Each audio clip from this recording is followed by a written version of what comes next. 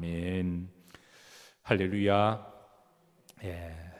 성금요일 밤 주님의 겟세마네 동산 십자가 위에서 흘러내리는 보혈이 한 주간 동안 혹이라도 우리가 좀 부족하고 실수하고 허물과 죄가 있더라도 이 밤에 깨끗함을 씻김을 받으시고 죄에서 용서함을 받으시고 죄에서 자유하시고 평안을 회복하시기를 주의 이름으로 축복합니다. 여러분, 우리가 세상을 살아가면서 스트레스를 푸는 방식이 여러 방식이 있어요. 세상 사람들은 세상적인 방식으로 풉니다. 가령 불금이라 그래서 먹고 마시고 취하고 춤추고 이런 방식으로 풀어요. 그런데 우리 믿음의 사람들은 여러분 기도로 푸는 줄로 믿습니다. 여러분 이게 축복이에요. 성령으로 푸는 줄로 믿으시길 바라요. 결국은 의사들이 환자에게 처방하는 그 예방이 스트레스를 받지 말라고 처방을 하잖아요.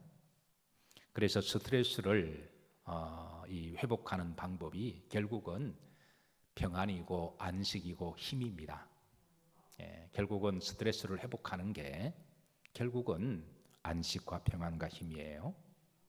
그런데 사람의 마음은 영으로 구성되어 있기 때문에 스트레스를 푼다고 세상적인 방식으로 술을 먹고 담배를 피고 그리고 막 육체적으로 흔들어야 된다고 해서 마음에 안식이 오지 않습니다.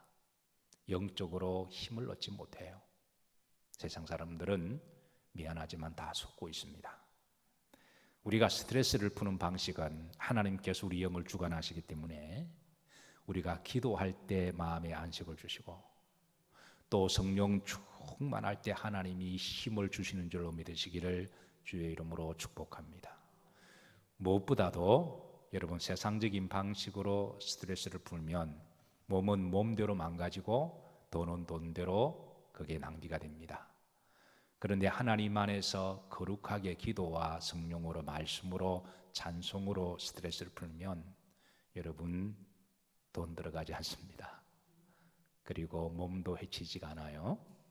무엇보다도 여러분 거룩합니다.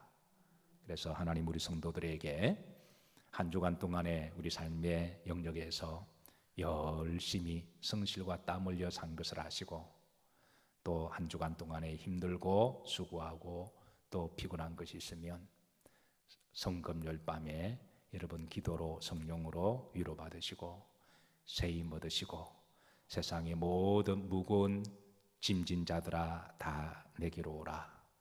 내가 너희를 편히 쉬게 하리라. 이 밤에 여러분 열심히 기도하시다 보면 여러분 스트레스가 다 풀리는 줄로 믿으시기를 바라고 성령 충만하면 하나님이 힘 주시고 또 말씀 붙드시고 기도하면 하나님이 소망을 주십니다. 이 밤이 복된 밤이 되시기를 주의 이름으로 축복합니다. 자, 옆으로 보시면서 잘 오셨습니다. 서로 한번 인사하시죠. 네, 잘 오셨습니다. 열심히 기도하십시다. 자, 신약 시대에 우리가 기적에 관한 말씀을 나누고 있는데요. 자, 오늘은 두 번째 이 표적에 관한 말씀입니다. 54절 말씀을 보십시다. 이것은 예수님께서 유대에서 갈릴리로 오신 후에 행하신 몇 번째 표적이니라 두 번째 표적이다 말씀하셨어요. 첫 번째 표적은 46절 말씀을 보시면 갈릴리 가나에 전에 물로 포도즙을 만드신 곳이라 그러시면서 첫 번째 표적은 이제 물로 포도주를 만드는 이 표적을 이 가브나움이라고 하는 동네에서 표적을 행하셨어요. 그리고 이제 오늘 이 왕의 신하에 죽어가는 아들을 고쳐주신 표적은 두 번째 표적인데요. 근데 우리가 조금 말씀을 조금 더 상세하게 디테일하게 좀 들어가 보면 이게 갈릴리에 있는 가브나움에 행하신 두 번째 표적이지 다른 곳에서는 또 주님이 또 다른 기적과 표적을 행하셨어요. 그래서 꼭 주님이 꼭 두 번째 표적을 사역의 전체를 통틀어서만 생각하면 다른 쪽에서 행하신 표적과 혼동이 될 수가 있으니까 이제 그런 부분을 혼동하지 않으시길 바랍니다. 어쨌든 이 가버나움에서 행하신 두 번째 표적이 오늘 본문에 관한 말씀인데요. 이 가버나움에서 행한 표적과 유사한 표적이 오늘 연합속회 때에 누가복음 7장에 백부장을 고쳐 주신 표적과 유사한 부분들이 있습니다. 그러니까 장소도 갈릴리에 있는 가버나움에 행하시고, 그리고 그 믿음의 패턴도 비슷한 모습들이 있는데요. 그러니까 백부장도 이방인이었고 왕의 신하의 아들도 이제 믿지 않는 사람인 것으로 보아서 비슷하고, 그리고 이제 또 기적을 행하신 것도 비슷한데, 오늘 낮에 말씀드렸습니다마는 이 백부장의 하인을 고쳐 주시면서 내가 이런 믿음을 보지 못했다 그러시면서 칭찬하시는 그런 은혜를 함께 나누었어요. 그리고 이제 오늘 이 말씀에는요, 이제 이 왕의 신하의 아들을 고쳐 주신 그런 내용의 말씀입니다. 자, 46절 흐름들에 보시면 왕의 신하가 있어 그의 아들이 가브나움에서 병들었더니, 자, 가브나움은 그 가나에서 같은 옆 동네입니다. 그 갈릴리에. 그래서 예수님께서 물을 가지고 포도즙을 만드셨던 기적이 소문이 쫙 퍼졌습니다. 그래서 그 소문이 쫙 퍼지고 주님이 잠깐 이제 이 가브나움을, 이 갈릴리를 벗어나셔서 복음을 전하시다가 다시 이 가브나움으로 돌아오시니까 그 소문이 다 퍼진 거예요. 그래서 주님이 오셨다라는 소식을 듣고 사람들이 이제 몰려들었습니다. 그 중에 한 사람이 왕의 신하가 예수님께 와서 그렇게 아들이 병들어 시름시름 중병에 걸렸는데요, 이제는 거의 죽어가는 그런 지경에 이르렀습니다. 이 왕의 신하가 누구냐? 성경은 정확하게 여기에 대한 정보를 주고 있지 않습니다만은 여러 조사와 또 학자들의 견해에 따르면 두 가지로 봅니다. 이 당시 왕은 헤롯 왕을 이야기를 해요. 이 헤롯 왕의 고위 공직의 최측근의 신하다, 그렇게 보는 견해가 있고, 또 한 견해는 헤롯의 친족이었을 것이다 라고 그렇게 보는 견해가 있습니다. 어쨌든 이제 어떤 경우든 간에 왕의 고위 공직자로서 권세를 가지고 있는 대단한 영향력이 있는 그런 사람입니다. 자, 이렇게 신분이 높고 권세를 가지고 영향력 있는 사람이 예수님께 직접 온 것만 해도 사실은 대단한 거죠. 사실은 그것만 해도 대단한 겁니다. 그리고 주님이 직접 찾아온 그 사람의 병을 고쳐 주신다면 그 영향력으로 말미암아 많은 사람들에게 복음의 통로가 되었을 거예요. 그런데 41절에 보시면, 자, 41절 한번 말씀 보십시다. 합독합니다. 그가 예수님께서 유대로부터 갈릴리로 오셨다는 것을 듣고 가서 정하되 내려오셔서 내 아들의 병을 고쳐 주소서 하니 그가 거의 죽게 되었음이라. 가서 이 사람이 직접 예수님께 온 거예요. 그런데 이제 누가복음 7장의 백부장 같은 경우는 주님이 내가 가서 고쳐주리라 했는데, 백부장은 주님이 바쁘실 텐데 내 집에 오는 것을 내가 감당하지 못하게 사오니 말씀만 하시면 내 하인이 나을 것을 제가 믿습니다. 이렇게 이제 믿음의 반응을 보인 거예요. 그런데 오늘 이 왕의 신하는 집에 와 주시기를 그렇게 간청합니다.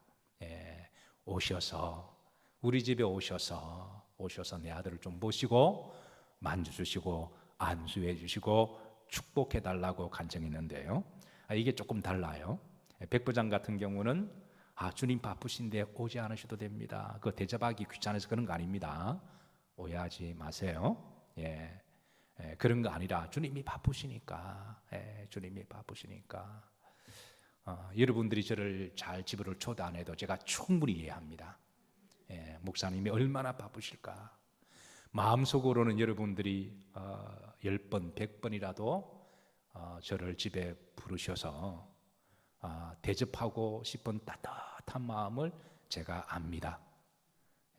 그래서 어떤 경우는 그래도 1년에 한 번 정도는 그래도 한 번은 가끔 전화를 해서 목사님 오셔서 그래도 따뜻한 반찬 하나라도 그렇게 오셔서 식사하면 얼마나 좋을까요? 그렇게 하지만 저를 생각해 주셔서 그래서 목사님 바쁘실 텐데 제가 충분히 이해하고 있습니다.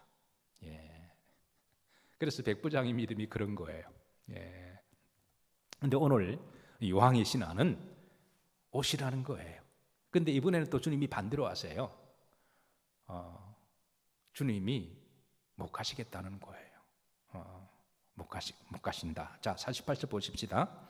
자, 그런데 못 가신다고 하면서 이런 제하에 거절하십니다.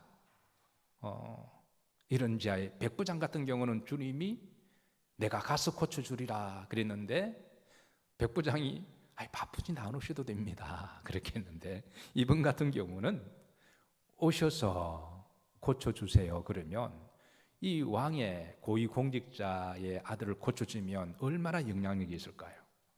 얼마나 효과가 있을까요? 그런데 예수님께서 자 48절 보십시다. 합독합니다. 예수님께서 이르시되 너희는 표적과 기사를 보지 못하면 도무지 믿지 아니하리라. 이런 지하에 이걸 거절하신 거예요. 거절하시면서 거절하신 이유를 말씀하십니다. 그 이유가 뭐냐면 자 너희는 표적과 기사를 마지 못하면 보지 못하면 도무지 마지 아니한다 믿지 아니한다. 사실 주님은 오셔서 많은 표적과 기적을 행하셨습니다. 그런데 주님이 표적과 기적을 행하시면서 표적이나 기적 자체가 목적이 아님을 알려주고 계세요. 지금 금요일 밤마다 지금 기적과 표적에 관한 시리즈를 지금 그 2년째를 구약 때부터 지금 쭉 하고 있어요. 그래서 우리가 이 말씀을 함께 나누면서 여러분 일반적인 기적이 있고 특별한 기적이 있다고 제가 여러 번 말씀드렸습니다. 일반적인 기적은 우리가 살아있는 것 자체가 기적이고 숨을 쉬는 것 자체가 기적이고 예수님을 믿은 것이 기적이고 하나님이 나를 사랑해 주시는 것이 기적이고 아침에 일어나는 것이 기적이고 여러분 우리가 눈에 보이든 보이지 않든 지금도 기적이 일어나고 있습니다. 그래서 우리는 늘 이런 기적을 베푸시는 하나님께 범사에 감사하며 또 기적을 베풀어 주신 목적을 잊지 않고 사명 감당하며 살아가야 될 줄로 믿으시길 바랍니다. 그리고 또 살아가다 보면 또 필요하면 하나님이 때를 따라 특별한 기적을 행하실 겁니다. 그런데 만약에 이 하나님의 표적과 기적을 우리가 잘못 오해를 하게 되면 이런 오해가 있을 수가 있으니까 주님께서 이 왕의 신하의 그 병 고쳐달라고 하는 것을 왕의 아들을 이런 자에 거절하시고 그리고 하신 말씀이 너희들이 표적과 기적을 보지 아니하면 도대체 믿지 아니한다라고 하시면서 표적과 기적이 줄 수 있는 위험성을 문제점을 일러주신 겁니다. 그리고 또 나중에 또 고쳐주세요. 그래서 나중에 주님이 또 고쳐주시지만 그 기적과 표적의 오해와 잘못된 점을 바로잡기 위해서 이 말씀을 하신 거예요. 첫 번째 여러분 표적과 기적의 오해는요. 여러분 하나님이 예수님이 우리들에게 각종 표적과 기적을 보여주셨고 행하시는 것은 표적 자체가 목적입니까? 하나님 자체가 목적입니까? 그러니까 표적이 일어나면 하나님 믿고 안 일어나면 안 믿을 거예요? 그건 아니잖아요. 그래서 표적 자체가 목적이 아니라 병 고침을 받은 게 목적이 아니라 하나님 자체가 목적이잖아요. 여기에 본질이 있습니다. 두 번째, 하나님 우리에게 표적과 기적을 행하시고 난 다음에 목적이 있으시고 사명이 있으십니다. 그래서 예를 들어서 아픈 자가 병고침 받았습니다. 그럼 병고침 받고 난 다음에 그 몸을 가지고 이제 하나님 사명을 잘 감당해야 되잖아요. 그래서 고침 받았다고 땡 처리해버리고 여전히 자기 육체적으로 그냥 부비 한다거나 그렇게 하면 그건 목적이 상실되는 것이죠. 그래서 표적과 기적 자체보다도 두 번째가 사명이 있다, 목적이 있다라고 하는 것을 가르쳐주시고, 그래서 주님은 항상 표적과 기적을 행하시고 하나님께 영광을 올려드리라 이 말씀을 항상 하세요. 세 번째는 표적과 기적이 목적이 되어버리면 이게 영적으로 미혹을 당할 수가 있습니다. 왜냐하면 표적과 기적은 때로는 악한 영도 행하기도 하고 이단들도 행하기도 하거든요. 그래서 마태복음 7장 22절에 보면 나더러 주여 주여 하는 자가 다 구원받을 것도 아니요, 그리고 주의 이름으로 귀신을 쫓아내고 기적을 행한다고 할지라도 구원을 받지 못하리라 그렇게 하시면서 기적과 표적은 때로는 악한 영들도 하고 악한 영에 미혹된 무당들도 귀신의 힘을 빌어서 기적을 행하기도 하고 또 이단들도 기적을 행하기도 하기 때문에 기적이나 표적 자체가 목적이 되면 이단에게도 들어가기도 하고 3단에게 들어가기도 하고 무당을 찾아가기도 하고 그럴 수 있는 매우 위험하기 때문에 주님께서는 너희들이 기적을 가지고 나를 쫓고 하나님을 믿는다면 내가 이걸 할 수가 없다 이렇게 말씀하신 것이죠. 광명시에서 개척할 때 어느 한 교우가 우리 교회 다니는 분은 아닙니다만 제게 상담을 해왔습니다. 주변에 제가 그때 말씀 사역하다 보니까 여러 그룹을 나누어서 말씀 사역했는데요, 그분이 제게 자기가 성락교회 김기동이라고 하는 교회에 가서 신앙생활 해야 되겠다 그러시더라고요. 그러니까 왜 그러냐 그러니까 우연찮게 집회를 참석했는데 그 김기동이라고 하는 목사가 저는 사실 이분에게 목사라고 호칭을 저는 이단들에게 목사라고 호칭 붙이는 것은 저는 바람직하지 않다고 생각합니다. 어쨌든 그 이름을 사칭하고 이름을 교회로 하고 스스로 목사라고 라고 하면서 귀신을 쫓아내는 것을 봤다라는 거예요. 자기가 그것을 본 이상 거기에 가야 되겠다고 이야기해서 제가 그때 마태복음 7장 22절 이야기했습니다. 마태복음에 보면 주의 이름으로 주여 주여 하는 자나 주의 이름으로 귀신을 쫓아내는 자도 거짓 선지자도 있을 수가 있으니까 그래서 그게 미혹당하지 말라는 말씀을 제가 전해 주었고 권면을 했는데 결국은 가셨어요. 그리고 나는 이제 얼마 있다가 미국 유학 가게 되었고요.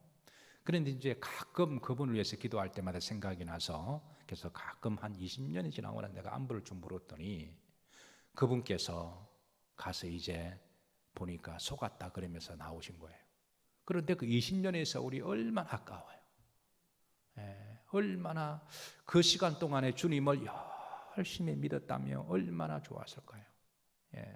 그래서 표적이나 어떤 기적만 보고 우르르 몰려다니게 되면 이게 나중에는 이게 이단에 빠지기도 하고 미혹당하기도 하고 어떤 경우는 기복적인 신앙이 될 수가 있어서 그래서 주님께서는 기적을 행하시고 베풀어 주시지만 우선 이 말씀을 통하여 이제 따끔하게 영적 레슨을 주십니다. 다시 한번 48절 말씀을 다 같이 한번 합독하십니다. 예수님께서 이르시되 너희는 표적과 기사를 보지 못하면 도무지 믿지 아니하리라 그랬습니다.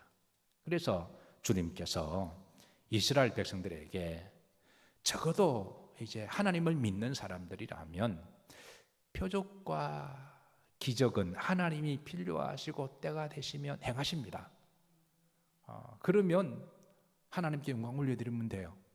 그러나 하나님이 때로는 필요치 않으셔서 행하지 않으시면 그거를 일어나지 않는다고 할지라도 하나님을 전적으로 신뢰하는 믿음이 있다면 그런 것이 때로는 일어나지 않더라도 하나님을 믿는 데는 전혀 지장이 없다라고 하는 것이에요. 그래서 오늘 제가 낮 집회 때도 말씀드렸습니다마는 주님을 3년 동안 따라다녔던 제자 중에 도마라고 하는 제자가 내가 주님이 부활하신 것을 내가 눈으로 보고 내가 손가락으로 만져보지 않고서는 믿을 수가 없다라고 했죠. 그때 주님이 나타나셔서 그래서 그래 봐라 만져봐라 그러시면서 그때 도마가 이제 만져보고 믿지요. 그때 주님이 하신 말씀입니다. 따라서 하십니다. 너는 나를 본 거로 믿느냐? 보지 않고 믿는 자가 마도다. 그러니까 도마 정도면 보지 않고 하나님을 100% 신뢰하는 믿음이 있어야 되지 않을까요? 그게 초신자들 같으면 그래도 이해가 됩니다. 그런데 신앙생활을 어느 정도 했다고 되어지면 어느 정도 경지에 올라갔으면 여러분 하나님을 전적으로 신뢰하시면 아멘 하십시다. 예. 그러면 기족과 표적이 없어도 하나님을 믿는 데는 지장이 없다고 하는 것이죠. 그런데 당시 이스라엘 백성들은 표적과 기적이 보이지 않으면 믿지 아니하고 시험 들고 낙심하는 모습을 보시면서 주님이 이 일에 선을 주신 것이죠. 자, 그럼에도 불구하고 주님은 이제 이 왕의 아들을 고쳐주는데요. 자, 49절 보십시다. 49절 합독합니다. 신하가 이르되 주여 내 아이가 죽기 전에 내려오소서. 이런 자의 거절을 당했습니다. 주님이 분명히 이제 이 말은 거절하신 거거든요. 거절하셨는데도 그런데도 주여 오셔서 고쳐달라고 하는 바로 이 간청, 이 간청을 주님이 보신 거예요. 지속적으로 간청하는 것. 당시 헤로드 왕의 고위 공직자 같으면 권세도 있고 그리고 나이도 예수님보다 많습니다. 이 정도가 되면 백부장도 그렇지만 그러면 자존심도 상할 뻔한데 그런데도 겸손하게 무릎을 꿇고 지속적으로 간청할 때 하나님 주님께서 그 믿음을 보신 거예요. 여러분 사랑하는 성도 여러분, 기도하실 때 지속적으로 간청하시기를 주의 이름으로 축복합니다. 자, 두 번째 50절에 보십시다. 합독합니다. 예수님께서 이르시되 가라 내 아들이 살아있다 하시니 그 사람이 예수님께서 하신 말씀을 믿고 가더니 지금 이 신하는 우리 집에 오셔서 그렇게 해서 안수해 주옵소서 그러는데 주님께서는 가시지 아니하시고 왜 안 가셨을까요? 아마 바쁘셔서 그러시겠죠. 그래서 가지 않으시고 그냥 가라. 내 아들이 살아있다. 그렇게 말씀하셨습니다. 중요한 것은 주님이 그 집에 가시든 안 가시든 간에 그거는 그 말씀을 받는 자의 마음의 문제고 믿음의 문제라는 거예요. 그래서 제가 여러분들이 저를 집에 신방을 초청을 하지 않아도 제가 그런 것 가지고 삐지는 목사가 아닙니다. 왜냐하면 이미 제가 그 마음을 알기 때문에 그런 거예요. 자, 어쨌든 자 후렴절에 보십시다. 자, 그 사람이 예수님께서 하신 말씀 뭐하고 믿고 중요한 것은 여기에 있는 거죠. 말씀만 하셔도 내 아들이 살아있을 것을 믿는 그 믿음, 이 믿음을 주님께서는 귀하게 보셨습니다. 사랑하는 성도 여러분, 말씀만 들어도 믿으시기를 주의 이름으로 축복합니다. 시편 119편 49절에 보시면 주께서 나에게 말씀하셨나이다. 주님이 나에게 주신 말씀이 나에게 소망이 되었습니다 라고 하는 말씀이 있어요. 어느 성도가 예배 중에 말씀을 듣고 또 기도하다가 이제 하나님께서 그 말씀을 통해서 나에게 소망을 주신 것을 붙들고 주님이 나에게 뜨거운 감동을 주셨습니다. 제게 고백을 해서 제가 기도 중에 그 말씀을 받고 제가 그분에게 그 말씀을 카톡으로 보내드렸습니다. 그 카톡을 받은 분이 계세요. 손은 들지 마시고. 그래서 주께서 기도 중에 나에게 말씀을 하셨더니 그 말씀이 나에게 소망이 되었습니다. 그러니까 말씀만 하셔도 믿는 믿음이 중요한 거죠. 여러분 강단에서 전해지는 말씀을 들으시고 나에게 주시는 말씀으로 삼으시고 그 말씀이 여러분의 소망이 되시기를, 위로가 되시기를, 힘이 되시기를, 응답이 되시기를 주의 이름으로 축복합니다. 누가복음 1장 38절에 보십시다. 자, 다 같이 한번 합독합니다.